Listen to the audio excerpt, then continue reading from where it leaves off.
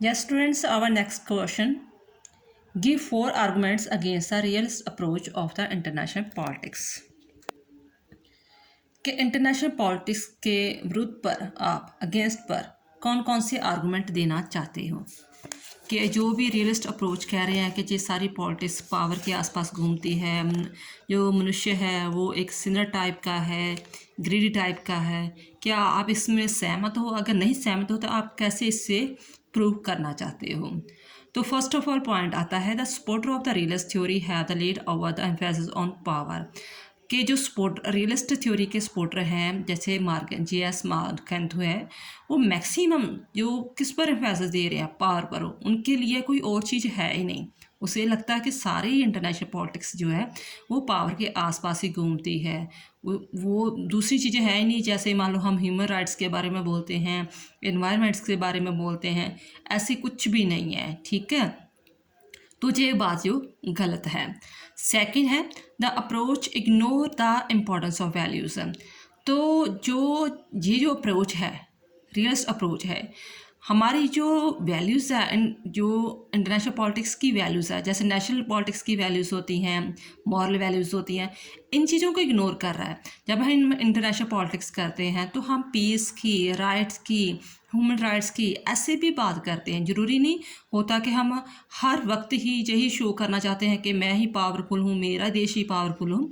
कई बार तो ये भी होता है कि हाँ, हम अपने स्वार्थ से ऊपर उठकर देश के बीच में पीस की बात करेंगे कि नहीं, इस देश में शांति बनी रहे। वो ह्यूमन राइट्स में अगर एक्सप्लॉयटेशन हो रहा है तो उनके खिलाफ हम भी आवाज़ उठाएं, ठीक है। ह्यूमन राइट्स के बारे में बात करेंगे। तो ये जो वैल्यूज़ हैं इंटरनेशनल पॉलिटिक्स की, उसको टोटली इग्नोर कर रहा है। और थर्ड पॉइंट है national power and national interest can not be measure. जो मार्गेंथ ने कहा है कि हाँ, कि हर जो इंटरनेशनल पॉलिटिक्स है वो किस लिए चलती है, नेशनल पावर के लिए या नेशनल इंटरेस्ट के लिए, अपने नेशनल इंटरेस्ट को फुलफिल करने के लिए, तो वो नेशनल पावर को मैक्सिमम यूज़ करता है। लेकिन नेशनल इंटरेस्ट कौन से हैं? क्या वो इकोनॉमिकली अपनी कंडीशन को डेवलप करना चाहता है, टेक्नोलॉजी को डेवलप करना चाहता है, न्यूक्लियर पावर को करना चाहता है?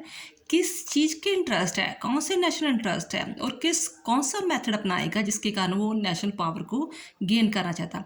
इसके बारे में मार्गेंथो ने कोई भी बात नहीं की, और ना ही हम इसे मेजर कर सकते हैं कि कितना उसका इकोनॉमिकली डेवलपमेंट हो जाए, कितने हथियार आ जाए तो फिर उसके नेशनल इंटरेस्ट इनफ हो जाएंगे, ठीक है। हम मेजर नहीं कर सकते, उसके माप तोल नहीं कर सकते।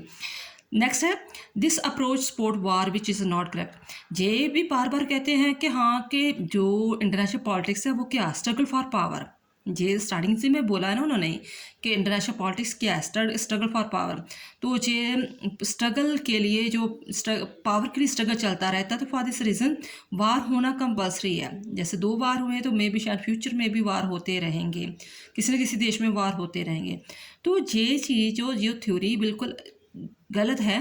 ऐसी अगर आप थ्योरी एक्सपैंड करोगे, स्प्रेड करोगे, तो देश कभी भी दुनिया शांति में नहीं रह सकती, और भी ज़्यादा अनार्ची फैलेगी, ठीक है। तो ऐसी चीज़ को सपोर्ट करना बिल्कुल ही गलत है। The wars always cause great human and material loss. क्योंकि हमेशा हमें पता है कि वार, अगर हम वार के बारे में बार बार बात करेंगे तो वो क्या है, सारी ह्यूमंस के लिए जो एक तो ह्यूमंस का लॉस होगा, दूसरा जितने मटीरियल्स वगैरह उसका लॉस होगा। तो फॉर दिस रीज़न आप और भी कई पॉइंट्स वगैरह लिख सकते हैं। तो हम रियलिस्ट अप्रोच को जो है वो एग्री नहीं करते। आई होप जी आपको क्वेश्चन समझ में आ गया होगा। थैंक्स बेटा।